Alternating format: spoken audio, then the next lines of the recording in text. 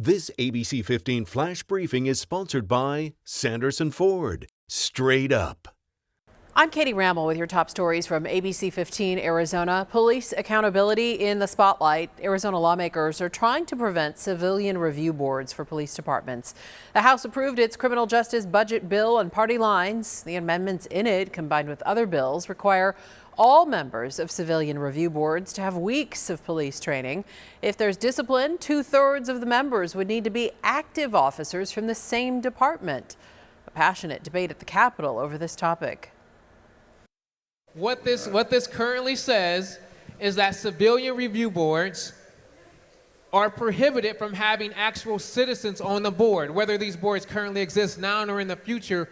And that's what this stops, because we're not going to throw cops into a pit with a bunch of civilians that are anti-police, because the so-called board or department in Phoenix has a rule that not only must they be all civilians.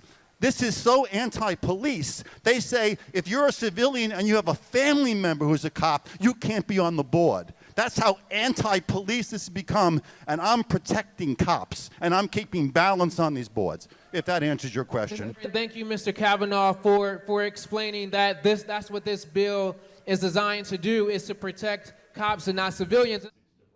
This bill would make Phoenix the only one of the nation's 5 largest cities to not have a civilian board with everyday citizens reviewing police complaints and discipline. In our Wildfire Watch now, first look at just how destructive this one is. These are images revealing the charred landscape across the 180,000 acres scorched by the Telegraph fire in the Tonto National Forest near Globe. At least 50 buildings destroyed. Our partners at Cronkite News capturing the native plants and rocks stained red by the mass amounts of fire retardant used. It's all to try and stop the flames. Friday, 3 weeks after it sparked, the Telegraph fire is nearly 90% contained. To try and prevent more fires like these, almost all national forests here in Arizona are closed for the weekend. Here's what you need to know for your weekend plans. The 4 forests in red are shut down. Most of the Tonto National Forest is closed, but some places will be open, and those are the areas in blue on this map, showing where you can go.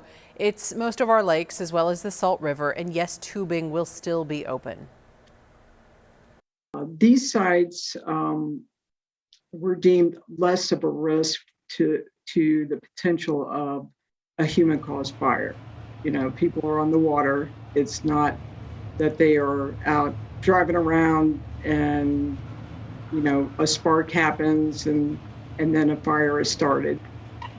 Heading to the lake, forest officials say you'll want to head out early, try and beat those crowds. They do expect the water to be busier than usual because so many other areas are closed. We're tracking this increase in the number of new COVID cases being reported every day. 587 new cases just reported Friday.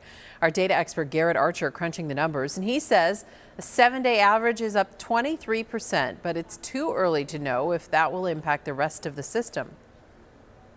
We don't know if we're going to see a corresponding increase in deaths because of this. The numbers are trending towards the younger populations. Hospitalizations haven't increased quite yet. And we do not know if deaths will be reflected in these increases yet. Meantime, we are seeing more cases of the highly contagious Delta variant. According to TGen, 15% of COVID cases in Arizona are that Delta variant. The Phoenix Suns still ahead in the Western Conference Finals, 2-1. You can cheer them on from Phoenix Suns Arena on Saturday night at the Road Game Rally. Tickets are $10 to watch with fans from all around the league. It's going to cost you a lot more when it comes to Game 5 back here in Phoenix on Monday, because the cheapest seat we found is already almost $300. Want to be courtside? Yeah, that's $9,000. Tip-off for both tomorrow and Monday's game is at 6. Tracking your most accurate forecast now, I'm meteorologist Jorge Torres. We are expecting a hot weekend for the first full weekend of summer here in the valley, with a high of 108 on Saturday, well below the all-time record of 122 degrees that was set back in 1990. Hotter though on Sunday with a high of 112 with increasing clouds in the forecast. Elsewhere across State 48 tomorrow, highs anywhere from 96 in Sedona to 98 in Globe, 103 in Pima County, 114 in Lake Havasu, and 112 in Bullhead City. But look at the storm chances across Arizona next week, looking anywhere from Scattered to likely to expected as you head toward the New Mexico border, especially up in the White Mountains and southeastern parts of the state. So here's that 7-day forecast. Highs tomorrow up to 108, hotter on Sunday with a high of 112. And then those storm chances return to the valley forecast beginning Monday. For now, just 20%, but it goes higher almost each and every day next week. It's as high as 50% on Wednesday with a high of 101 that day.